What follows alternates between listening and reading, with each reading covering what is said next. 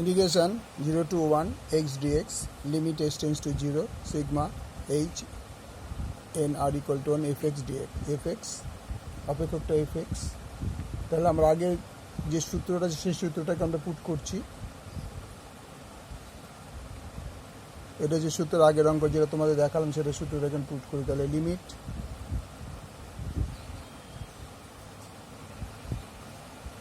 h tends to 0, h sigma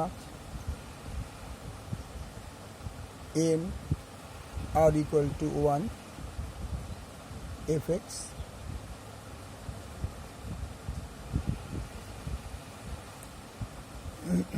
আগে দেখে বলে দিয়েছি, যেখানে যেহেতু আগেরটা ছিল বি মাইনাস এ, এখানে বি বলতে এইটা, এ বলতে এইটা, তাহলে বি মাইনাস এ মানে বি এর পরিবর্তে এখানে আমরা 1 দিয়েছি, আর এর পরিবর্তে এখানে 0 দিয়েছিল, বি মাইনাস এন এইচ মানে বি মাইনাস এ, তার মানে 1 মাইনাস 0। তাহলে limit h tends to 0, h sigma n x r equal to 1।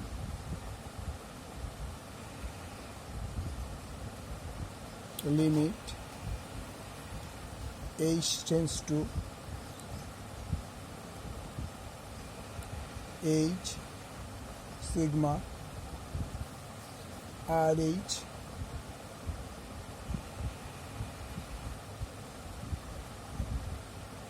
x r equal to 1। Limit h tends to, তাহলে h যদি আমরা কমন নিয়ে নিই তাহলে দেখা দেবো h 1h, এটা 1h plus 2h plus 3h plus dot dot dot dot nh। তাহলে লিমিট h টেন্স টু 0, এসব পরে যে h কমন নিলে h ইন্টু h করে থাকবে 1 plus 2 plus 3 plus dot dot dot dot n, ঠিক আছে, প্লাস n। তাহলে limit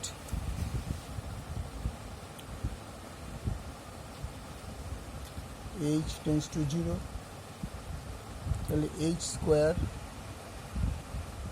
1 2 plus 3 plus dot dot plus n h। Limit h tends to 0, তার মানে h স্কোয়ার, এটার বদলে আমরা লিখতে পারি n into n plus 1 by 2। তাহলে কি লেখা যায়, এইচটাকে যদি আমরা দুটো ভাগ করি, n h একটা h এখানে দিলাম, একটা h এখান থেকে ইন্টু গুণ করে ঢুকিয়ে দিলাম, তাহলে n h plus h by 2। n h মানে আমরা জানি 1 মাইনাস 0, তাইলে 1 মাইনাস 0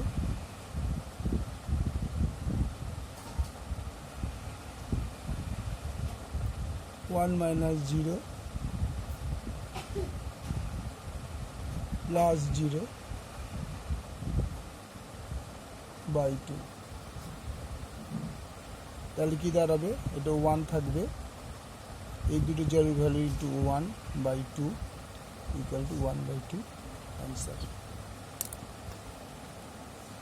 ওকে, আবার প্রথম থেকে তোমাদের দেখাচ্ছি।